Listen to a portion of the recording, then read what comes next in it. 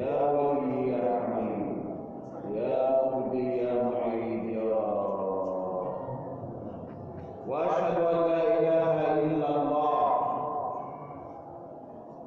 شاهد وشهيد وكفى بالله شهيد. هو المبدي وهو المعيد وهو ذو البطش الشديد وهو الفعال لما يريد. لا يسأل عما يفعل وهم يسألون. وأشهد أن سيدنا ونبينا وحبيب قلوبنا محمد رسول الله. اللهم صل وسلم وبارك على سيدنا محمد. أفضل صلاة وأتم تسليم. صلاة ترضيك وصلاة ترضيك وصلاة ترضى بها عنا يا رب العالمين. تحل بها العقد وتفرج بها الكرب وتغفر بها الزلل وتنجينا بها من النقص والعيب والخلل. أيها الإخوة المؤمنون حياكم الله. الأمانة معناها وصورها. الأمانة، نعم، الأمانة هي شيء أنت استلمته على سبيل الأمانة، ليس مملوكا لك ملكية حقيقية. شيء تسلمته بصفة أمانة والتزمت بحفظه وصيانته وهو غير مملوك لك.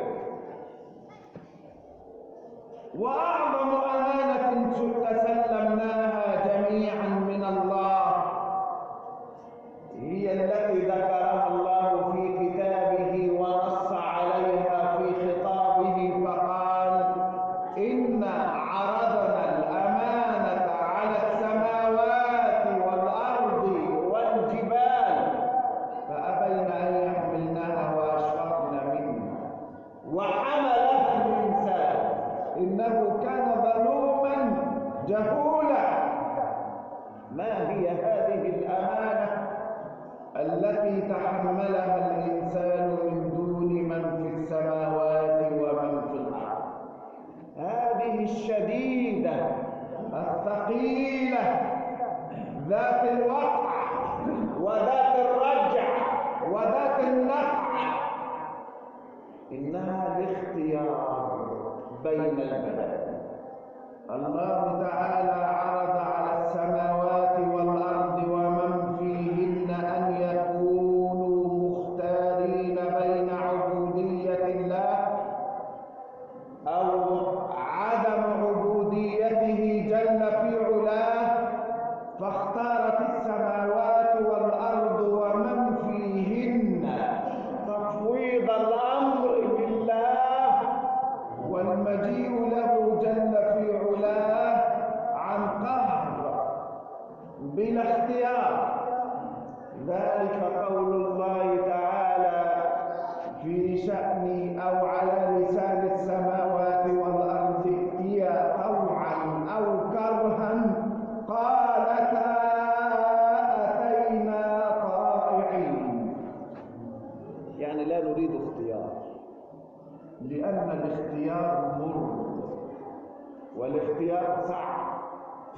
ودائما أزمة الإنسان حينما يخير بين بديلين. إذا أردت أن تشقي إنسان فقدم له شيء فيه خيار. فقبل الإنسان هذه الأمانة، الاختيار والتعامل بمقتضى الحرية. هذه الحرية التي هي أعظم عطية قدمها الله للإنسانية. فقال سبحانه وتعالى معبرا عن كل ذلك: من شاء منكم فليؤمن ومن شاء فليكفر. من شاء فليؤمن ومن شاء فليكفر. إذن فالأمر اختياري.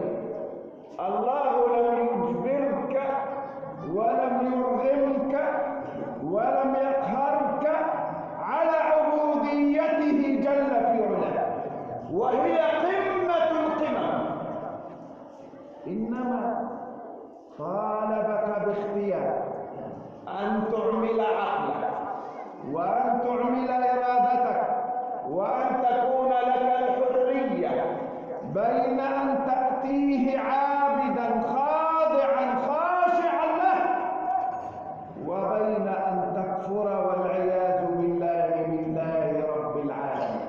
ولكن اعلم حينما تريد أن تضع بين عينيك هذه البدائل وهذا الاختيار ضع أمام عينيك عواقب الاختيار. إنك إذا اخترت عبودية الله فقد اخترت معها الجنة، وإذا اخترت غير ذلك فقد اخترت لنفسك النار، ونعوذ بالله من هذا السواء في الدنيا أو في الآخرة. إذن فأعظم أمانة تحملها أعناقنا لله نتميز بها عن الجبال، ونتميز بها عن البحار، ونتميز بها عن السماء، ونتميز بها عن الأرض، ونتميز بها عن عالم الحيوان، أننا مختارون قد خيرنا الله جل جلاله بين العبودية وبين الكفر بالله والعياذ بالله. والأمانة الثانية التي حملنا الله إياها هي العقل. فلم يعط الله العقل للملائكة، ولم يعط الله العقل للجن، ولم يعط الله العقل للحيوانات، ولم يعط الله العقل للجبال ولا للسماء ولا للبحار ولا للأنهار، إنما ميز الله الإنسان بهذه العطية العظيمة. إن الله لما خلق العقل قال الله للعقل أقبل، يعني إليه فأقبل، ثم قال الله له أدبر فأدبر، ثم قال الله جل جلاله للعقل وعزتي وجلالي ما خلقت خلقا أعظم ولا أحب إلي منك، وبك أنعم وبك أعذب. فكان العقل هذه الأمانة العظيمة التي تحملها في رأسك أعظم عطية أعطاك الله إياها بعد الاختيار. ثم إن الأمانة التي تلي هاتين الأمانتين هي أن تتحكم في عقول الناس. تتحكم. الله أعطاك العقل والاختيار كأعظم أمانتين، ثم سبحانه وتعالى شاء أن يجعل لك رئيسا أو سلطانا أو قائدا.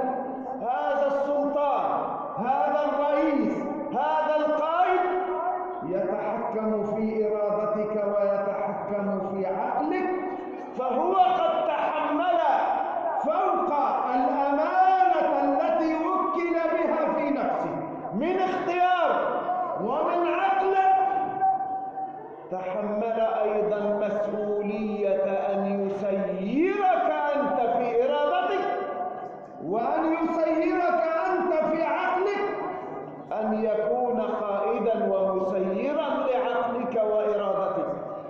فانظروا، إذا حمل الله الإنسان مسؤولية 10 أفراد فقد تحمل مسؤولية عقولهم ومسؤولية إرادتهم واختيارهم. فإذا كان المجموع أكبر بحيث أنه يتحمل مسؤولية 1,000,000 أو 100,000,000 أو 150 مليون، وهو يتحمل أمانة عظيمة. ولذلك جاء رجل إلى سيدنا محمد: يا رسول الله متى الساعة؟ قال له: إذا ضيعت الأمانة فانتظر الساعة. كيف تضيع الأمانة يا رسول الله؟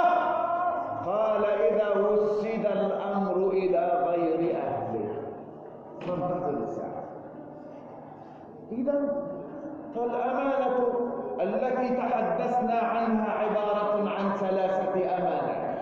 الأمانة الأولى أمانة الاختيار والإرادة، أن الله قد أعطاك الصلاحية والمكنة أن تفعل ما تشاء بإرادتك، لا أحد يمسك بيديك. حينما تريد أن تفعل معصية، هل ينزل ملك من السماء ويمنع بينك وبين المعصية؟ حينما تريد أن تمد يدك لتضرب إنسان، هل ينزل ملك ليحول بينك وبين ما تريد؟ حينما تريد أن تخرج جنيه من جيبك لتتصدق به، هل ينزل شيطان ويمسكك من يدك حتى يمنعك عن طاعة الله؟ حينما تريد أن تدخل الحمام لتتوضأ، هل أحد يوجد في الوجود يحول بينك وبين ذلك؟ حينما تريد أن تبر والديك، هل يوجد شيطان يمنعك، يمسك بيدك، يمسك لسانك، يمنع إخراج المال من جيبك؟ لا يوجد ذلك. وكذلك حينما تريد أن تفعل معصية، حينما تريد أن تعتدي، حينما تريد أن تظلم، هل يوجد أحد يحول بينك وبين إنفاذ إرادتك؟ الله أعطاك هذه الصلاحية وكلف السماوات والأرض ومن فيهن أن ينفعلوا لإرادتك. فإذا أردت أن تمشي على الأرض أو أردت أن تقف على الأرض لتصلي، فإن الأرض لا تميد بك لتقلبك وتمنعك عن الصلاة. وحينما تريد أن تستخدم الأرض لمعصية الله، فإن الأرض لا تقف ضدك ولا تمنعك عن معصية الله. حينما تريد أن تركب البحر لتذهب إلى الحج، أمر الله البحر أن يخضع لك. حينما تريد أن تركب البحر لتذهب إلى بلاد المعصية وتذهب لتعصي الله، أمر الله البحر أن يخضع لك. حينما تريد أن تأتي بالحمار أعزكم الله لتركبه لتذهب به لتعود مريض، فإن الله أمره أن يخضع لك. وحينما تريد أن تأتي بذات الحمار لتذهب به إلى امرأة تزني بها أو تذهب به إلى مال لتسرقه، هل الحمار يعصي عليك، يتعصى عليك، يأبى عليك؟ لا، لأن الله أعطاك صلاحية الإرادة والاختيار، وكلف كل الموجودات في الأرض وفي السماء أن تخضع لك، وكلف يديك أن تخضع لإرادتك، وكلف عينيك أن تخضع لإرادتك. فحينما تريد أن تنظر في المصحف، فإن عينك لا تمتنع عليك وتغمض نفسها، لا. وحينما تريد أن تنظر إلى عورة أو إلى امرأة متبرجة، فإن عينيك لا تتمنع عليك. وحينما تمد يدك إلى طاعة أو إلى معصية، لا تتمنع يدك عليك. هذه هي أعظم أمانة. الأمانة الثانية أمانة العقل، أن الله أعطاك عقل تميز به بين الخير وتميز به بين الشر، تميز به بين ما ينفع وما يضر، تميز به بين الليل وبين النهار وبين السماء وبين الأرض. هل العقل يتأبى عليه؟ لا يتأبى العقل عليه، خاضع له، تستخدمه في التخطيط للفساد والتخطيط للإفساد والإفساد بين الناس، تستخدمه في الإفساد بين الأخوين، أو الإفساد بين امرأة وزوجها، أو الإفساد بين الأولاد وأبيهم، أو إتلاف أسرة، أو تستخدمه في السرقة، أو تستخدمه في النصب، أو تستخدمه في فعل المعصية. وكذلك هذا العقل عنده الصلاحية والمكنة أن تستخدمه في طاعة الله، تصلح بعقلك بين اثنين متخاصمين، تؤلف به بين متنافرين، تجمع به بين متخالفين، توحد به بين صفين، تسعى به في طاعة الله ورضاه، فهذا العقل قد سخره الله لك أمانة. هل الاختيار ملكك؟ هل العقل ملكك؟ هل جسدك هذا ملكك؟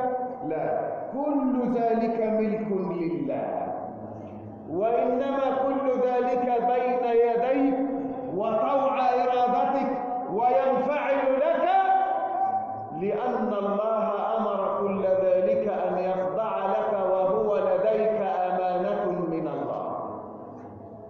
الأمانة الثالثة: إذا أصبحت كبير أسرة أو كبير بلد، أو أصبحت كبير محافظة أو كبير دولة، فقد جعلك الله فوق أمانتك في نفسك أمينا على من تحت يدك في إرادتهم وفي عقولهم.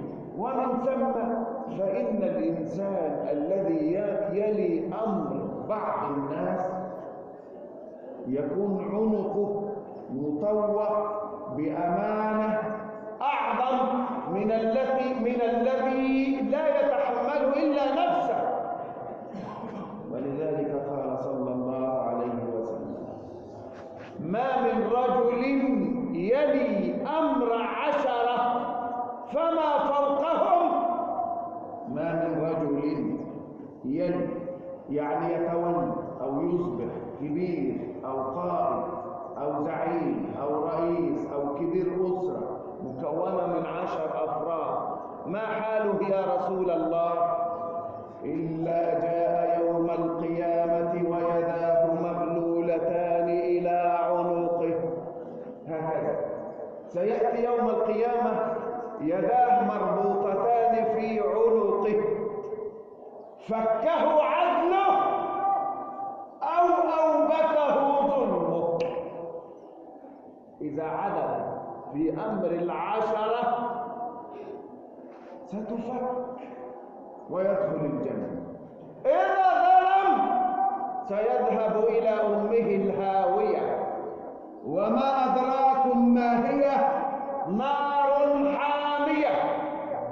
ولذلك قال صلى الله عليه وسلم: ما من رجل يقضي بين 2 في تمرة، أو في رواية أخرى: ليأتين على القاضي العادل يوما يتمنى فيه أن لا يكون قد قضى بين 2 في تمرة. النبي بيقول إيه؟ ليأتين، لم زائد للتأكيد، يعني أمر مؤكد، كأن النبي أقسم بالله. على القاضي العادل، لم يكن القاضي الظالم، لم يكن قاضي شرعي، قاضي عرفي، قاضي قانوني، صاحب سلطة. ليأتين على القاضي العادل يوما يتمنى فيه أن لا يكون قد قضى بين 2 في تمرة. هيأتي عليه يوم، يعني يوم القيامة، سيندم أنه تولى أمر القضاء مع أنه كان عادلا، ويتمنى أن يكون قد أعفي من الحكم بين الناس، حتى ولو قضى بين 2 مختلفين على تمرة، سيتمنى أن لا يكون قد فعل ذلك. لما يا رسول الله؟ قال: لشدة ما يلقى من الحساب. ربنا مش هيطبطب عليه، ولا هيلاقي ملائكة تحمل له حقيبته كما تعود في الدنيا، كما نرى القضاة ووكلاء النيابة تحمل حقائبهم ويفتح لهم الباب ويلتف الحراسة من حولهم، بل إن العجب أنهم يفتح لهم دورات المياه لن يفعل معه ذلك يوم القيامة، سيندم وسيضرب نفسه بالجزم ولن ينفعه ذلك. ألم تسمعوا لقول الله تعالى: ويوم يحشر أعداء الله إلى النار فهم يوزعون. يعني ينهرون ويشتمون ويضربون ويجرون على وجوههم، لن يجدوا من يفتح لهم باب السيارة، ولن يجدوا من يحمل لهم حقائبهم وأمتعتهم، لا، ولن يجدوا من يسيدهم ولا من يؤيدهم ولا من يضرب لهم الناس ويفتح لهم الطريق، لا، سينهرون ويضربون ويجذبون ويجرون على الأرض كما يجر الكلب الميت والعياذ بالله. ويوم يحشر أعداء الله إلى النار فهم يوزعون. إذا فالحاكم الذي يبتلى أن يكون حاكما ويلي أمر الناس فقد تحمل أمانة 10 أو 20 أو مليون أو 100 مليون، فإذا لم يقم بهذه الأمانة كما ينبغي فلا تستحق الدنيا أن تظل موجودة. حينئذ قال النبي للسائل لما سأله: يا رسول الله متى الساعة؟ قال له: إذا ضيعت الأمانة فانتظر الساعة. كيف تضيع الأمانة؟ قال: إذا وسد الأمر إلى غير أهله، يعني وكل بأمر القيادة والرياسة والزعامة والكبارة والعمدانية ومشيخة البلد ومشيخة الغفر والمحافظة والوزارة والإدارة والإمارة إلى غير أهلها، فانتظر الساعة، لأن الدنيا بدون الأمانة لا تصلح أبدا. ومن الأمانات أيضا زوجته التي قال عنها النبي صلى الله عليه وسلم: أخذتموهن بأمانة الله. يعني زوجتك أمانة عندك من مين؟ من الله، مش بتاعت أبوها ولا أمها، مش أمانة أنت بتحافظ عليها احتراما لأبوها ولا احتراما لأمه ولا احتراما لبيتها، إنما لله. من وليها؟ الله. حينما تتزوج على كتاب الله وعلى سنة رسول الله فإن زوجتك أمانة عندك، أمانة الله. وأخذتموهن بأمانة الله واستحللتم فروجهن بكلمة الله. استحللتم فروجهن، لا بالمهر، لا بالقائمة، لا بالذهب، لا بالفرش، لا بالنفقة، لا، إنما استحللتم فروجهن بكلمة الله. علمتم الآن ضخامة وجسامة الحياة الزوجية، كيف أنها أمانة وقد سماها الله ميثاقا غليظا. فإذا هنتها فقد أهنت وليها، ومن وليها إنه الله. وإذا أكرمتها فقد أكرمت وليها، ووليها هو الله. وإذا حفظتها فقد حفظت من استودعها عندك وهو الله. وإذا ضيعتها فقد ضيعت أمانة الله. وإذا خنت الله فيها فإن الله سيعاقبك عقابا أليما.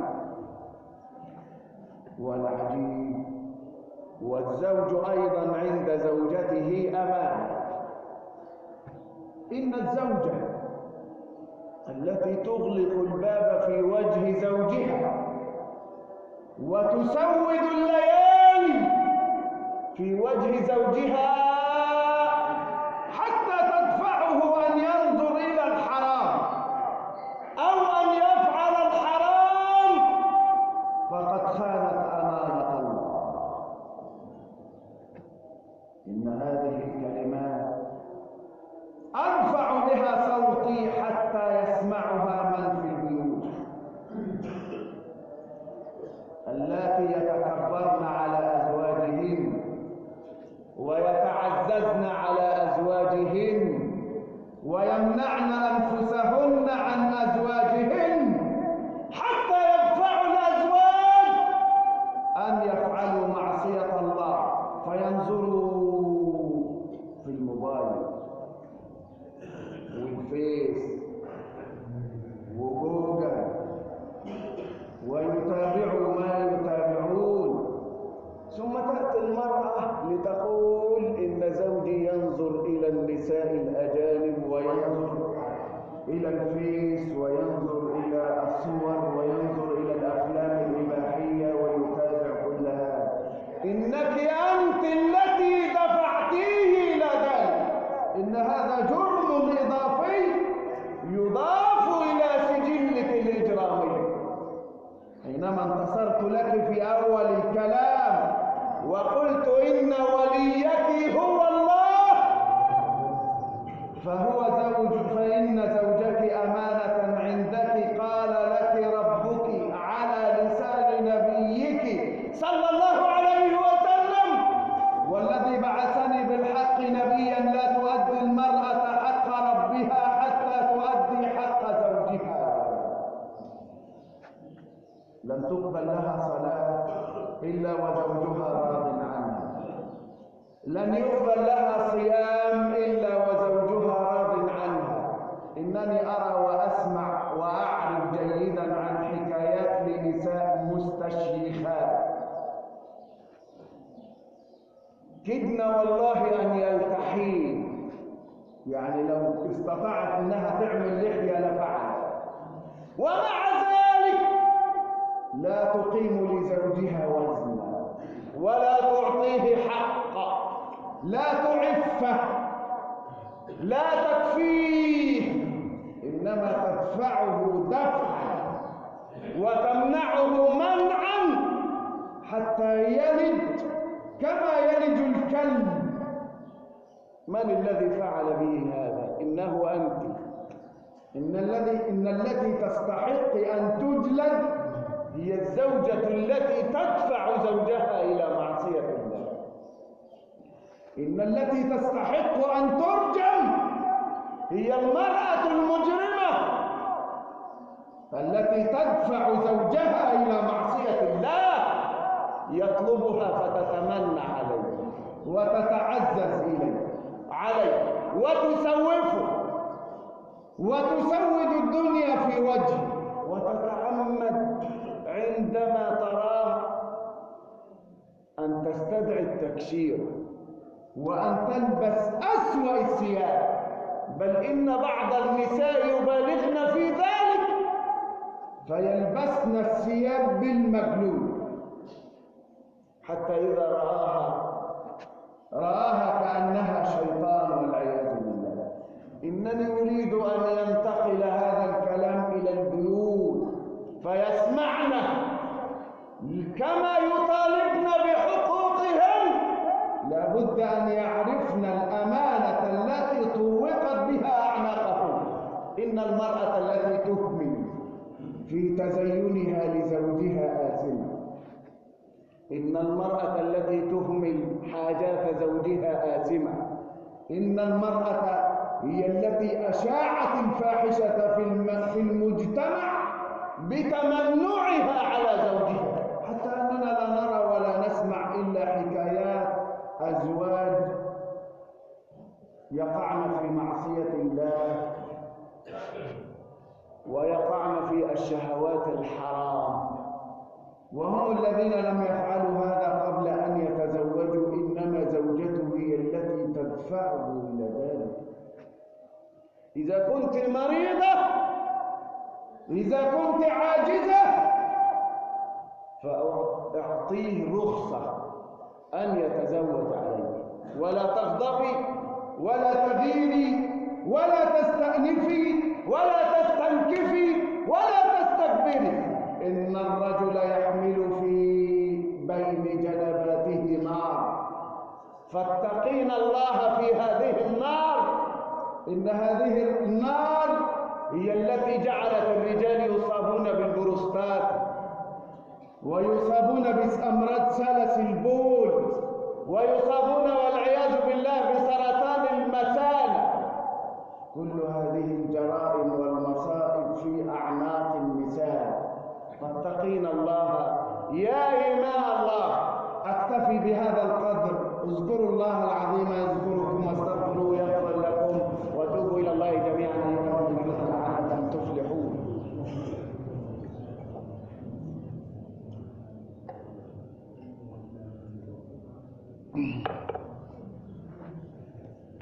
الحمد لله، وأشهد أن لا إله إلا الله، وأشهد أن سيدنا ونبينا وحبيبنا وسيدنا محمد رسول الله صلى الله عليه وسلم. قد أكون شققت عليهن، وإنما مشقتي عليهن حبا فيهن، فهن بناتي وأخواتي وأمهاتي اللاتي أسأل الله أن يجعلهن حوريات الجنة، وأن يفيض الله عليهن بالفضل والمنة، وأن يوفقهن الله لمرضاته جل في علاه. إنما أريد بهذا أن أنبههم إلى قول النبي صلى الله عليه وسلم حينما نصح النساء فقال لهن اتقين الله فإني رأيتكن أكثر أهل النار. لما يا رسول الله؟ قال تكفرن العشير أو تكفرن العشير. فأنا أدعوهن إلى تقوى الله، وأدعو الرجال أيضا أن يتلطفن عليهن.